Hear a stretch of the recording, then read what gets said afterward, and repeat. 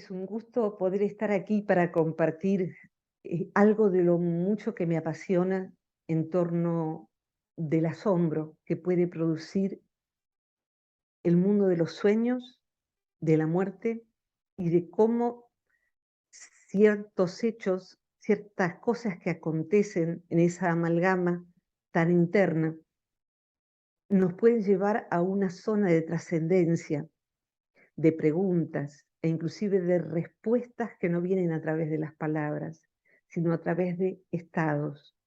Quisieras compartirles entonces lo que tiene que ver con el área que desde 1984 ha marcado mi desarrollo en psicología, que es la mirada transpersonal. Así que les voy a contar un poquito de qué se trata y muy prontamente nos vamos a ir introduciendo en el mundo de este modelo del inconsciente, de los sueños y de partir. Así que ahora les voy a compartir mi pantalla. Tengo unas diapositivas que también me son muy queridas, que preparé específicamente para ustedes. Creo que cuando preparamos algo para un grupo, eso que va uno a convidar, de alguna manera está ya siendo incidido el grupo desde el momento en que uno está preparando. Así que ojalá que les sea de utilidad estas imágenes, porque no hay cuadros sinópticos, hay básicamente imágenes. Bien, ahí estamos. Aquí vamos con esta imagen. Si bien son muchas las tradiciones en las que nos podemos apoyar, tradiciones de sabiduría, esta imagen del Buda dormido me parece que es muy oportuna, porque eso también duerme adentro de cada uno de nosotros. Y no es raro en el proceso de acompañar a morir que una persona que podríamos llamar común, sin embargo, tenga una muerte maestra, una muerte en donde esa persona está en un estado de conciencia más despierto, que es eso lo que quiere decir Buda, igual que Cristo. Uno puede estar más lúcido, más entero, antes de partir. Es uno de los fenómenos que acontece. Así que les vamos a poner marco y andaremos también por esos terrenos y el terreno de la sincronicidad, porque es parte del tema, ese tema tan grande que por lo menos a mí me guarda sentido, así con mayúscula. La vieja psicología que no obstante se sigue enseñando, de alguna manera sí plantea, como todos sabrán, esta imagen del iceberg, eh, la idea de que el inconsciente, por supuesto, es mucho más grande que el consciente. Y de alguna manera, los psicólogos hemos colaborado, yo por un poquito tiempo, pero he pasado por terapeutas que entendían que lo inconsciente era algo así como el albergue de cosas terribles, complejos, traumas, conflictos, impulsos instintivos reprimidos, mandatos. Es algo así como entrar a un salón oscuro donde puede haber cualquier tipo de alimañas. Con lo cual me consta que muchas personas no hacen terapia porque tienen miedo de que en el inconsciente haya solo eso. Y la verdad es que no vamos a ir hacia ese modelo de inconsciente, sino que aquí hay algo mucho más grande, más bello. Por supuesto que todo esto está. Somos humanitos, así con minúscula. Somos esto tan complicado en este mundo complicado. Y todo esto está, pero sigue siendo apenas este poquito del iceberg. Luego, más al fondo, es otra cosa la que hay. Este modelo del inconsciente está mucho antes que Freud. En lo personal, de las tradiciones de sabiduría, elegí investigar aquellas que sentía más en afinidad y como cada una es un mundo, pude hasta donde pude y hasta donde pueda, de aquí a que me vaya de este mundo. Pero en todas hay una mirada del inconsciente, a veces llamada inclusive con esa palabra, o sea que eso no empieza con Freud. Por decir una de las miradas, el budismo, particularmente el budismo zen, nos habla de manera muy directa, y si uno toma Suzuki va a encontrar mucho material para hallar el modelo del budismo acerca del inconsciente.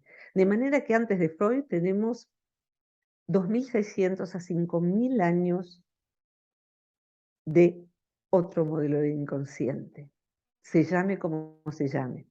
Ahora vamos a ver entonces qué hay en ese inconsciente, pero se trabaja con los sueños, se trabaja con el acompañar a morir, se trabaja con el aprender a morir, en cualquiera de las tradiciones, que son diversas en su periferia, pero en su núcleo todas van a lo mismo. Las neurociencias y otras disciplinas hoy en día lo que nos dicen es que esas prácticas producen modificaciones en el cerebro y que el cerebro de quienes las practican, como la meditación, como este lama que ha prestado su cerebro para ser estudiado, y son muchos los lamas que lo hacen, monjes de otras tradiciones. Aquí el National Geographic nos muestra esta ocasión, pero hace más de 30 años que existe la disciplina de las neurociencias contemplativas. Apenas, aunque sea, mostrarles un poquito de cómo se están estudiando hoy en día con aparatos mucho más modernos. Aquí son unas de las primeras neuroimágenes que obtenemos, pero no solo son instituciones como el Mind and Life Institute, que es uno de los pioneros. Hay departamentos de distintas universidades que se están abocando al estudio en profundidad de cómo aplicar estas prácticas para aliviar hasta inclusive el estrés postraumático de quien viene de la guerra. Aquí tenemos a un científico, Mathieu Ricard, biólogo molecular, monje del budismo tibetano, y una de las personas cuyo cerebro más ha sido estudiado por ser científico y amigo de cuanto científico dedicado a esto lo hay. En la tradición del budismo tibetano, como vamos a ver en un momentito, el tema de los sueños es vital, y también, por supuesto, el acompañar a morir, pero más que eso. Recordaba, mientras les comparto estas últimas imágenes, para que puedan registrar estas reuniones con científicos de distintas especialidades, todos los años se hacen. Esta es la institución fundada por el Dalai Lama y el científico chileno Francisco Varela. Este centro también, y buscar neurociencias contemplativas significa buscar algo que está implicando que para poder saber sobre esto tan intangible, se han diseñado investigaciones tales como no las hay respecto de lo tangible, a punto tal que seguramente algún colega lo dirá en alguna otra ponencia. Hoy se puede afirmar que nuestra conciencia, nuestra mente, pero es más que la mente, no es fabricada por el cerebro, no depende del cerebro. Usa el cerebro para manifestarse en este plano de la realidad. Y de esto hay constancia y son declaraciones firmadas por científicos de todo el mundo. Dentro de esto se está investigando, por supuesto, el tema del morir y qué pasa en esa intimidad, el coma y las personas que salen del coma y tienen algo para contar, sueños que acontecen, y también personas que pueden recibir reanimación a través de desfibriladores o maniobras de reanimación, y tienen experiencias que pueden traer, que son bastante más que un sueño. Para el que quiere investigar, allí hay un manifiesto firmado por distintos científicos de las principales universidades del mundo, diciendo esto que acabo de decir, entre otras muchas cosas. El cerebro no produce eso que anima al cuerpo en donde hemos encarnado. Toda esta gente se hizo la pregunta, ¿es solamente eso el inconsciente? Y toda esta gente maravillosa coincidió junto con otros. Aquí he puesto imágenes que seguramente ustedes conocerán. Lo que han dicho es que el núcleo del inconsciente está muy por debajo. Aquí quedan flotando apenitas a ras de la superficie, traumas complejos, mandatos y demás. Necesitamos, sí, limpiar como un lago nuestro eso que flota, pero más adentro, si sabemos bucear, hay otros misterios y el núcleo de ese signo de pregunta. Todos ellos coinciden en que sería el sí mismo, decía Jung, que hay un inconsciente espiritual, decía Frankl. A Roberto Sayoli lo vamos a ver un poquito más en profundidad enseguida. Y Erich Fromm, que seguramente conozcan de El arte de amar o El miedo a la libertad, dedicó sus últimos años al budismo zen y ha escrito inclusive junto con Suzuki, que trajo el budismo zen a Occidente. Suzuki escribió la doctrina zen del inconsciente y juntos escribieron psicoanálisis y budismo zen y psicoanálisis. De manera que este puente se tiende ya hace muchos años, muchas décadas, eh, y ese puente ojalá pueda yo expresar, y ese puente ojalá pueda yo graficarlo en este rato que compartimos. En esta diapositiva lo que quisiera expresar es lo siguiente. Cuando estamos ante nuestra propia vida, cuando estamos acompañando a un familiar, un paciente que está en un estado delicado, tener este conocimiento puede cambiar la experiencia tanto de la persona que está acompañando, el voluntario, el profesional, el familiar, como por supuesto de la persona que está partiendo. Este esquema, sin embargo, también se puede usar para cualquier ámbito de la vida. Lo que nos dice la psicología transpersonal es que hay una vida personal donde está el cuerpo, donde están los vínculos, los asuntos del mundo a los que nos tenemos que abocar. Pero si nos quedamos con el aspecto personal solamente y olvidamos lo transpersonal, nos quedamos empobrecidos. Imaginen que esta casa tuviera ese segundo piso tan vasto, tan luminoso, con tanta visión de perspectiva. Y la persona no supiera, no solo que esté ese piso, sino también que hay una escalera y que puede subir y bajar todos los días, refrescar su interioridad allí. Y saber también que al momento que parta,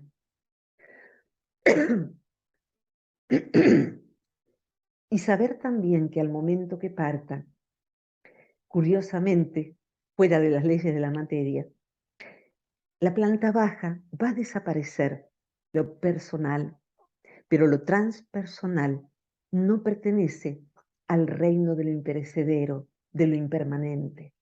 Por eso es tan importante ayudar a la persona a hacer contacto con esa parte de sí que no puede morir. El budismo zen, como está, no, creo que no está en otra diapositiva, le llama lo no nato. No nato significa que lo que nace al mundo es lo personal, nace el cuerpo, pero lo transpersonal, el núcleo de nuestra interioridad, no puede morir porque lo que muere es el cuerpo. Nace el cuerpo, muere el cuerpo. Lo no nato es no mortal. Vamos a ver en un ratito un poquito más de esto. Fíjense qué expresión tan lejana del iceberg conocido. Esto también es del budismo zen. No sé cómo se pronunciará, pero la transliteración hacia aquí es Hishidio. Y es inconsciente cósmico sagrado. Esto sería lo que está en el fondo del iceberg. El fondo del iceberg es océano, que se va cristalizando para ser lo que llamo yo. Pero el fondo del fondo, cuando morimos, vuelve al todo, porque es una porción del todo. Y el querido Jung, el psiquiatra suizo, dijo que el sí mismo, que es el núcleo de nuestro psiquismo, el núcleo de nuestro inconsciente también, ya cuando estaba mayor, dijo, como encogiéndose de hombros, se podría llamar el Dios en nosotros. También el Antiguo Testamento, en los Salmos de David, recuerdo ahora que dicen, mi porción es Dios. Qué atrevido, ¿no? Fíjense ustedes, hoy estuve buscando estas imágenes. Cuando doy algunos cursos sobre sueños, conferencias como la de hoy, me importa incluir esto, pero no como dato histórico. Este es un templo de Isis. Eh, y aquí vamos a tener a uno de los templos de Esculapio. En distintos países, en distintas culturas, en distintos siglos, se crearon lugares, aquí tenemos catacumbas cristianas, para ir a dormir y soñar. Es decir, que se iba al templo de Isis y había allí ceremonias en donde se hacían prácticas, se hacían abluciones, se hacían meditaciones. En el cristianismo se le pedía a los santos allí dibujados, a Jesús, a los ángeles, que en la noche viniese un sueño, que el sueño trajese salud u orientación dentro de la confusión para poder solucionar problemas. En los templos de Esculapio, sobre todo, se pedía por temas de salud y se esperaba que lo sagrado respondiera a través de sueños.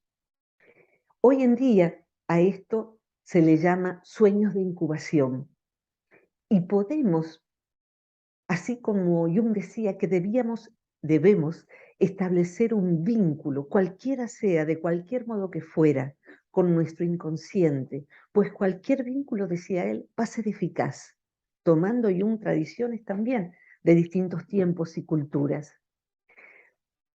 Pedirle un sueño a nuestro inconsciente para algo que necesitemos resolver, hoy, siglo XXI, sigue siendo válido.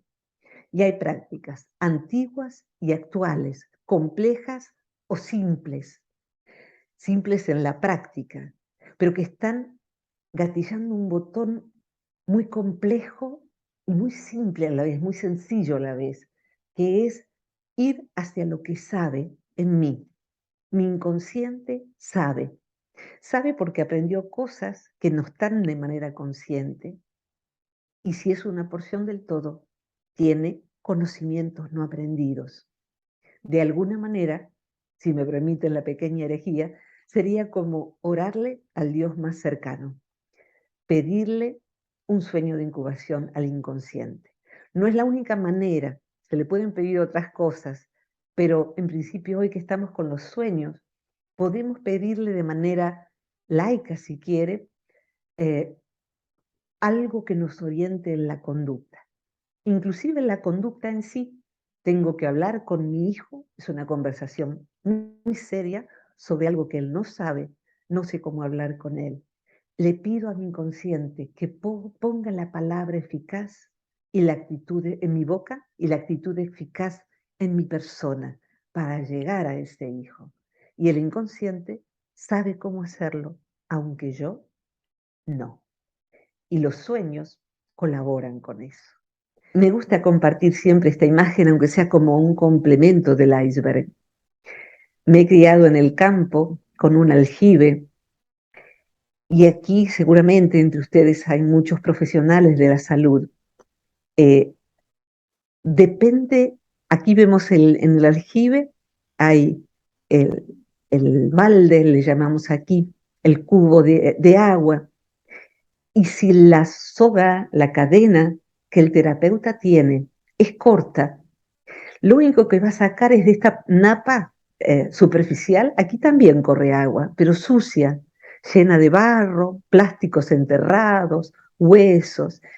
Saca el terapeuta el balde y la verdad que sí, hay cosas, traumas, complejos, conflictos, pero el terapeuta debiera tener entrenada otra cadena, otra soga, otra correa para poder juntar este agua prístina, este agua de manantial, que es el inconsciente más profundo. De manera tal que aquí este señor es el poeta Amado Nervo, que para mi gusto era un poeta de poca monta, hasta que encontró al budismo. Y ahí empezó a escribir poemas maravillosos. Y uno de ellos, si quieren luego googlearlo, se llama El subconsciente, así le llamó él, en vez del inconsciente. Dice él que nacemos para que esto viva. Y el final de ese poema, que no podría hoy por tema de tiempo recitárselos completos, pero los tengo completos dentro de mí, dice, solo vives para tu subconsciente y mueres solo para él. Esto significa entonces que venimos a este mundo para que eso se realice, aprenda, aporte, emerja, inclusive aporte al colectivo de la humanidad, de mi familia, de mi país, de mi época. Y cuando muera, retornaré a él, pero puedo retornar algo así como si al principio uno fuera una masa cruda y luego una masa cocida. Si me dejo cocer por el mundo, vuelvo al origen siendo un pan fragante, crocante y cocido. Vamos a este modelo del inconsciente y desde aquí al tema del sueño, los sueños, la muerte. Estamos yendo siempre hacia allí. Eh, este modelo es del doctor Roberto Assagioli. Este es el diagrama oval o el diagrama del huevo de Assagioli, que compila en un diagrama, un esquema tan sencillo, todas las psicologías, de Oriente y de Occidente.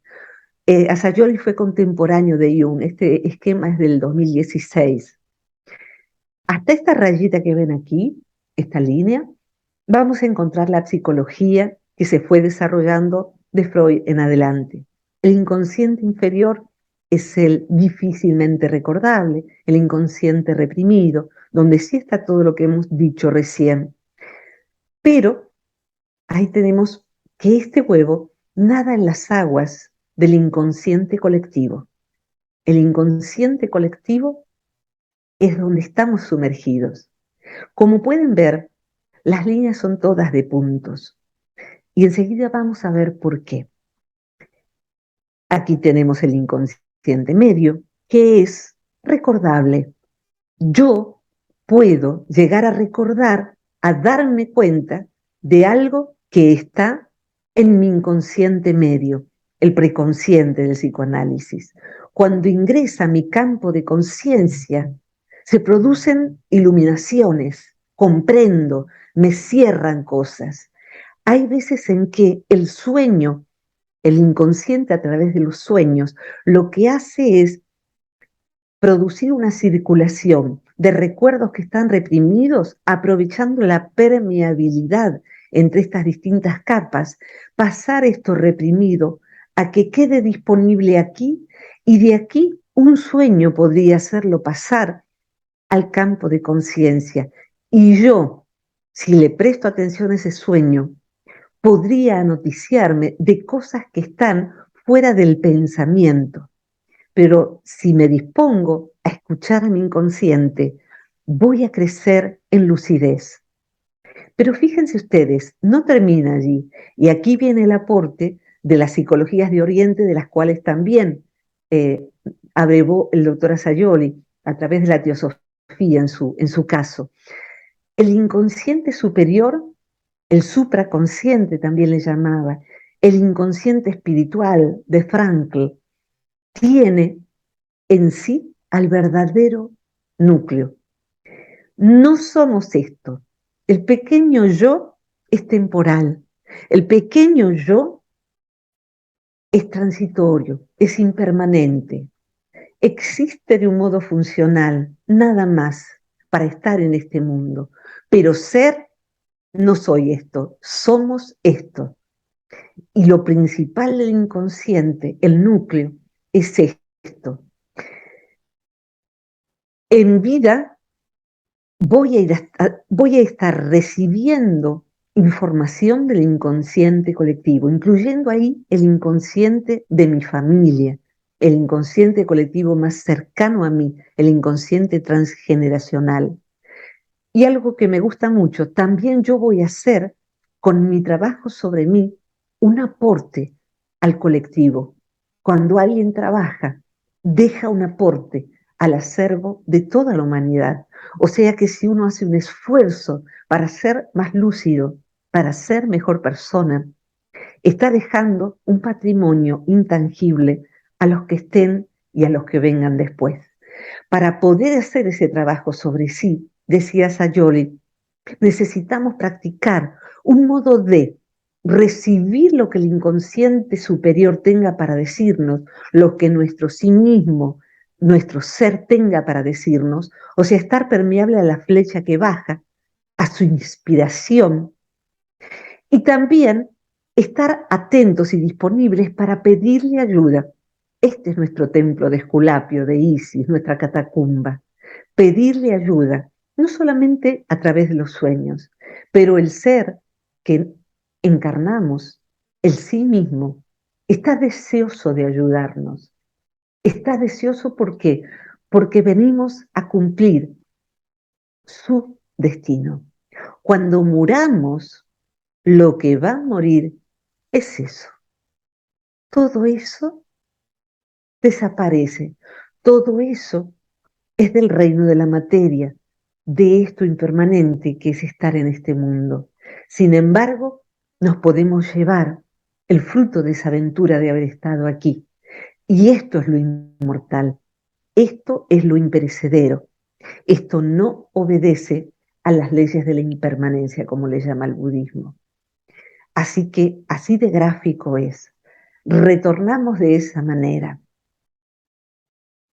Aquí tenemos a un maestro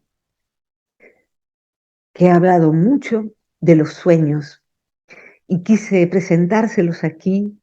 Hace muy poco que él partió de este mundo, hará 3 años calculo yo. Así era, como ustedes lo ven, radiante, sonriente y bondadoso. Médico, el maestro de mi terapeuta, de manera tal que parte de mis prácticas se las debo a él también y le agradezco en este mismo momento.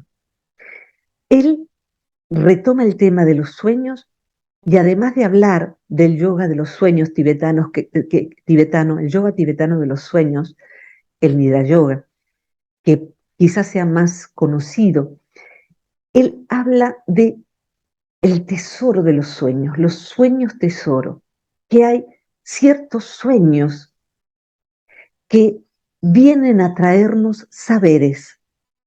Esos saberes no los hemos fabricado nosotros, sino que vendrían legados por otros que estuvieron más iluminados de lo que nosotros pudiéramos estar.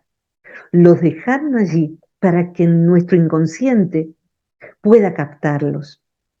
Y si entrenamos a nuestro inconsciente para escuchar a nuestros sueños, porque es entrenamiento, no importa si uno no recuerda habitualmente sus sueños, puede aprender a recordarlos. Hay distintas estrategias para que eso sea posible.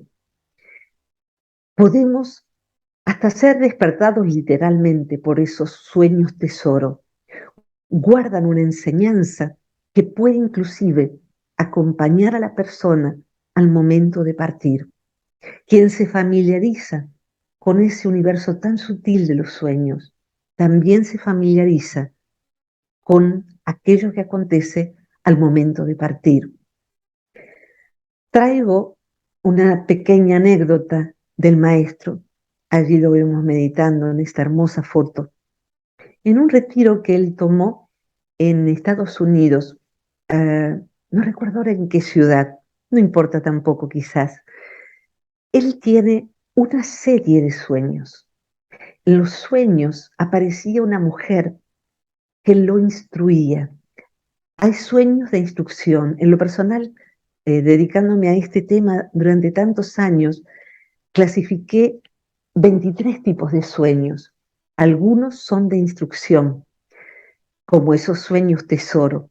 Un sueño tesoro que él tuvo fue con una mujer, les decía, que cada noche le enseñaba una coreografía de una danza que él sentía que era una danza sagrada.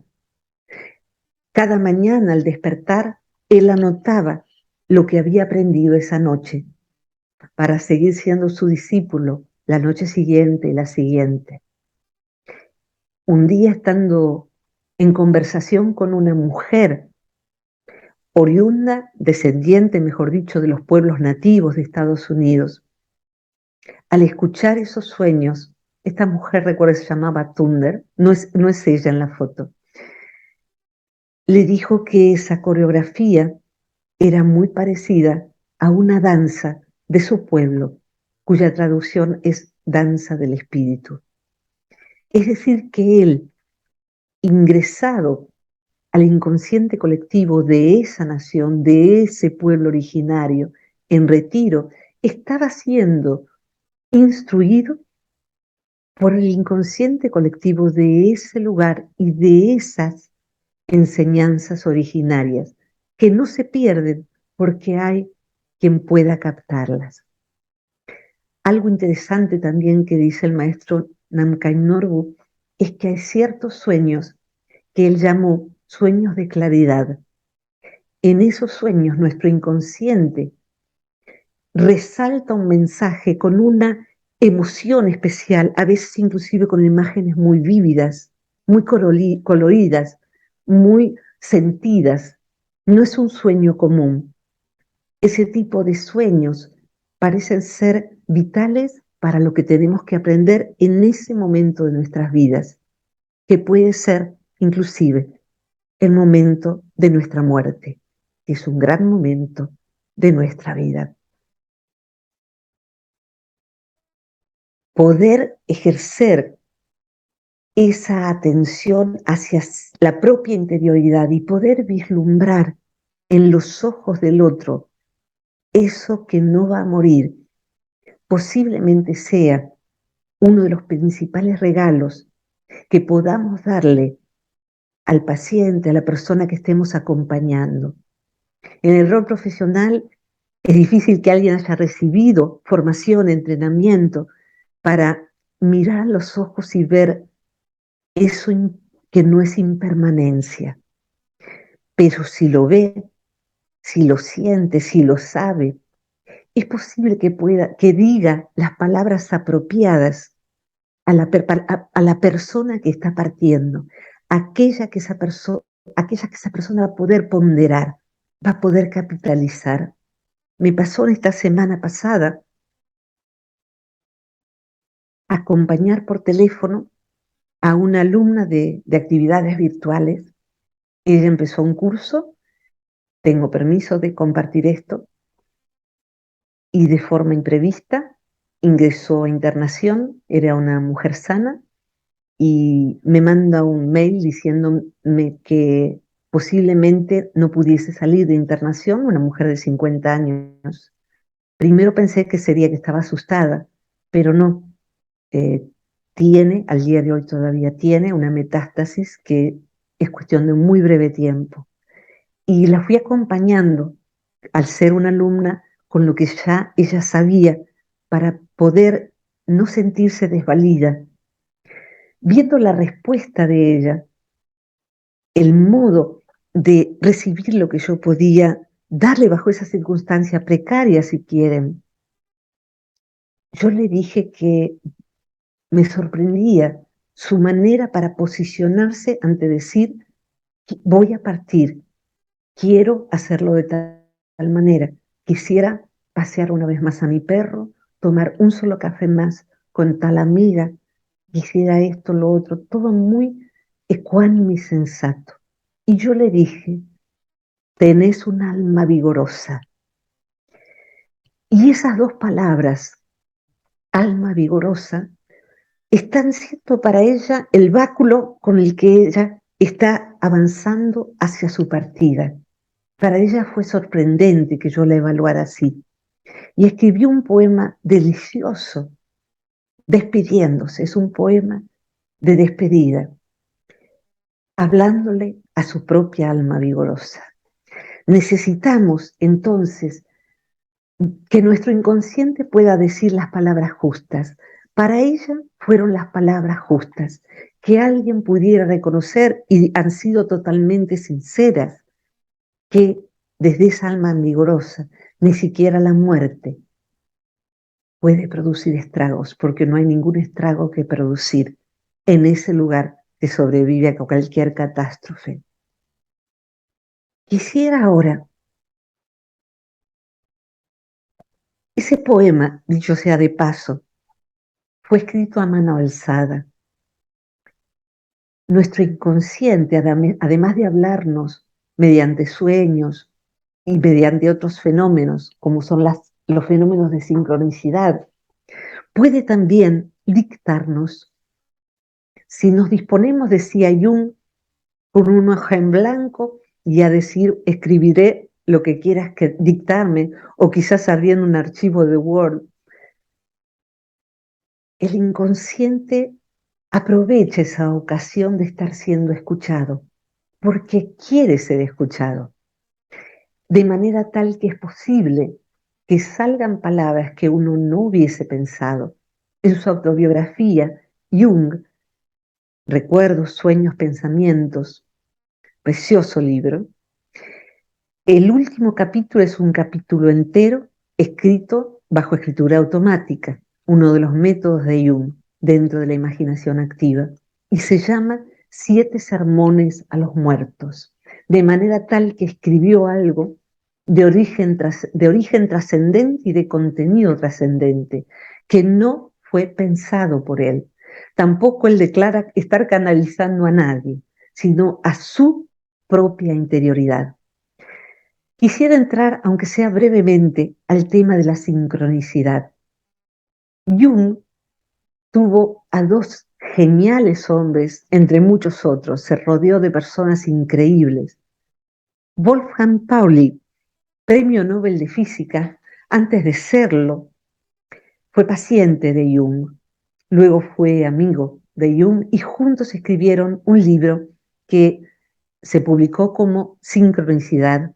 Tiene algún otro nombre de otras editoriales, pero lo pueden encontrar con facilidad.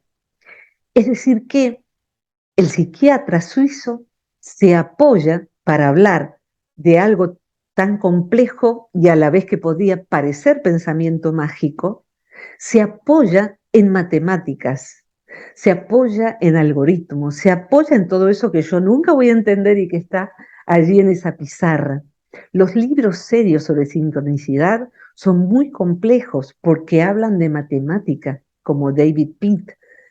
Hay que meterse a leerlos y estar abiertos a entender, a comprender y si no a intuir que hay un aspecto de la realidad tan intangible aparentemente que sin embargo se manifiesta a través de hechos tangibles, como voy a procurar explicar, y que para poder entender eso tenemos dos caminos, o el matemático, donde solamente algunos exquisitos que tengan la mente apropiada pueden penetrar allí y tener demostraciones del orden de la física cuántica, de las matemáticas complejas, o podemos ingresar a través de ver el hecho sincrónico y sentirnos atravesados por él.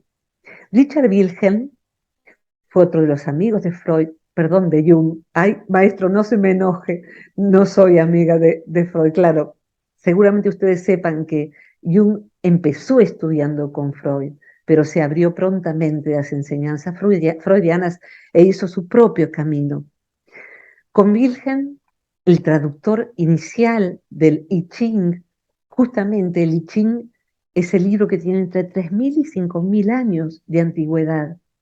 Es un libro de sabiduría sapiencial, se dice, y un libro para consultar bajo las leyes de la sincronicidad. Wilhelm lo tradujo al alemán y Jung hizo un preámbulo al I Ching.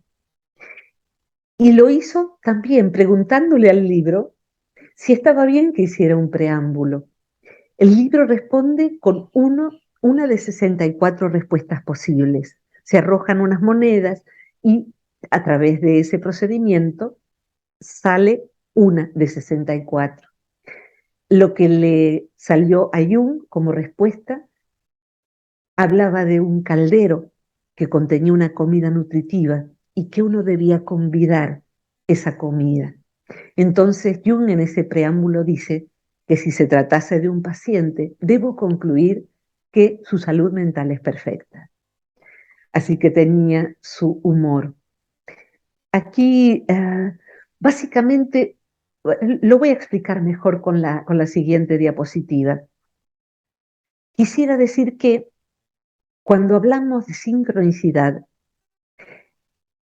hay un hierro que con frecuencia se dice, no es casualidad, es causalidad.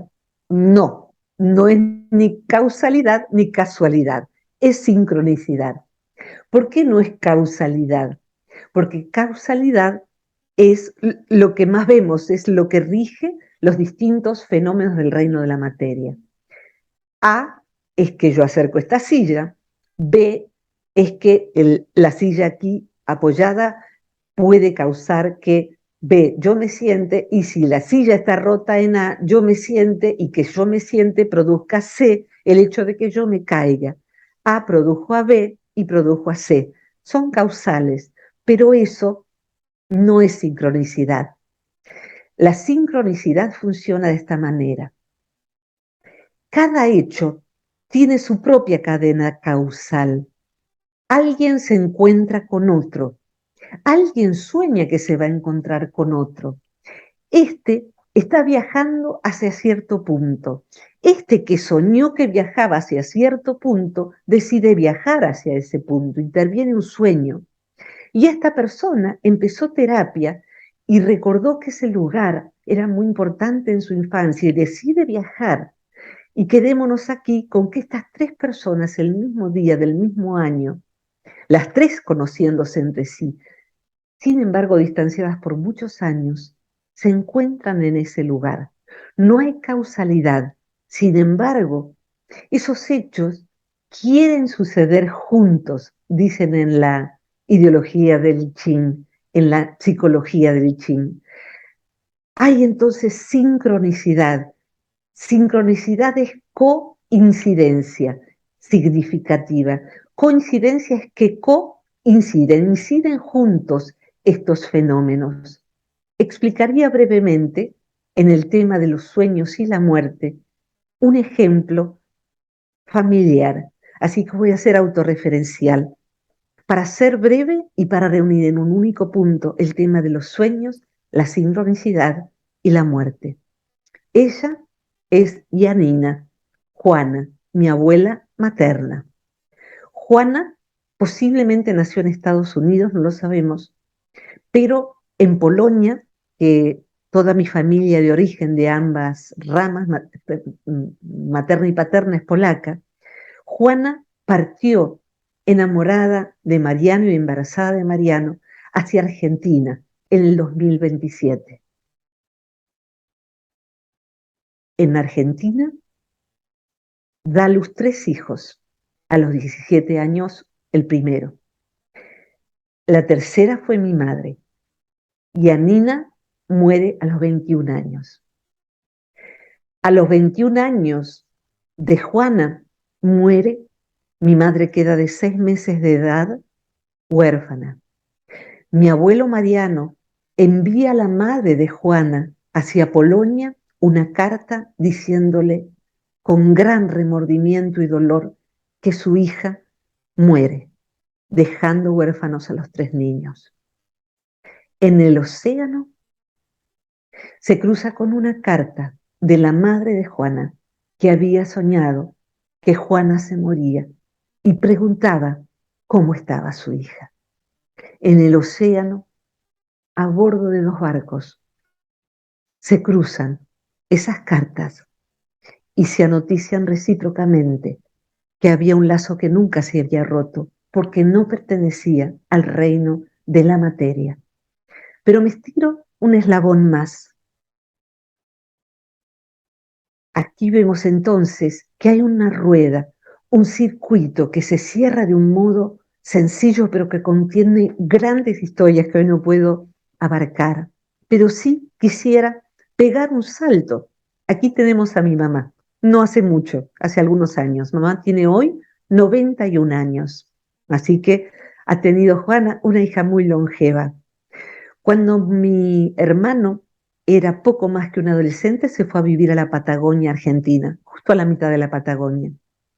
Era como Europa para nosotros porque no había teléfono en mi pueblo, de modo que el único medio eran las cartas, que tardaban mucho en ir y volver. Mi madre soñó que mi hermano volaba por encima de un puente en su automóvil y caía al agua. Lograba romper la luneta delantera, el vidrio del auto, y en vez de ahogarse, respiraba. Y ahí mi madre despertó. Entonces le manda a mi hermano una carta con el sueño, que se cruza en el aire por avión, con una carta de mi hermano contándole que se quedara tranquila porque ahora se lo podía contar, pero que todavía no había recibido la carta de mi madre. Se había caído en su automóvil a un canal de riego y había logrado romper el vidrio delantero del auto y salvarse. Sincronicidad y sueños, muerte y sueños, casi muerte y sueños. Fuerte conexión madre e hijo es donde más se dan los sueños sincrónicos estadísticamente. La posibilidad entonces de que hay algo intangible que sobrevive más allá de la muerte y de la materia, de los espacios que ocupemos. No se asusten de este diagrama, voy a ser muy breve. Este es un diagrama que generé. Solamente quiero decirles de este diagrama en donde puse todo lo que pude recoger a lo largo de tantos años de trabajo. Aquí vemos el inconsciente colectivo, aquí el inconsciente de nuestra familia, pero lo que quiero remarcar, enseguida voy a saltar a creo que es la última diapositiva, es que me gustaría decirles que esto es como las napas de agua. Aquí esto verde es lo consciente. Aquí estaría la superficie de nuestro inconsciente. Pero hay, y aquí lo más profundo, en donde nos reunimos con todos los que existieron, con todos los que existen hoy. Y ahí voy a hacer mi aporte. De ahí voy a recibir sueños también. Voy a tener sueños. Mis sueños van a venir de cosas que capté subliminalmente, inclusive publicidades que están entrenados para eso. Voy a tener sueños que vienen de mis traumas que tengo que resolver. Voy a tener sueños de traumas que están a mitad de resolver, porque estoy trabajando sobre ellos. Y también porque mi inconsciente me está ayudando a trabajar sobre ellos. Voy a tener sueños que son emergentes del inconsciente colectivo. Puede venir a mis sueños un arquetipo, puede venir la Madre Teresa de Calcuta a decirme, Virginia, estás muy cansada, es necesario que no trabajes tanto. Muy seria y con su carácter me lo dice. Y uno se despierta y dice, caramba, vino la Madre Teresa de Calcuta a decirme que me...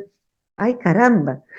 Entonces, sí, el inconsciente colectivo puede darnos, cedernos sueños y nuestro inconsciente personal tomarlos y venir a mostrárnoslo. Y el inconsciente podría tomar sueños del inconsciente transgeneracional, de mi familia, inclusive para que los que ya han partido, que por supuesto son muchos más que los que están, vengan a acompañarnos. Muchas personas que pueden tener recuerdo, mención del momento alrededor del partir, describen ver y estar siendo acompañados, como lo dice el doctor Peter Fenwick, por personas que han partido antes que nosotros de nuestra familia y vienen en sueños o en visiones a visitarnos y a darnos tranquilidad para partir en calma. Cuando nos vayamos, el inconsciente, ahora voy a explicar esto, el inconsciente va a quedar así. O sea que esto es medio osado. Diría que este es el inconsciente cuando ya hemos muerto. Un día vino aquí mi sobrina nieta, a los 15 años, y yo tratando de conocerla más, a una adolescente, le dije, ¿quieres preguntarme algo? Soy lo que quieras preguntarme. Yo supuse que me iba a preguntar sobre mi vida amorosa, alguna cosa así. Y ella me dijo, tía, ¿se puede ayudar a alguien una vez que ya murió? Y yo me emocioné como ahora y dije, al fin encarnó una de los míos. Y le hablé de esto, sí se puede.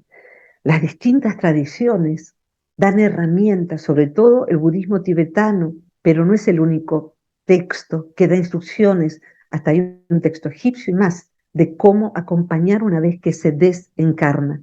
Pero mi tarea ahora es decir que lo que muere es todo eso que estaba allí.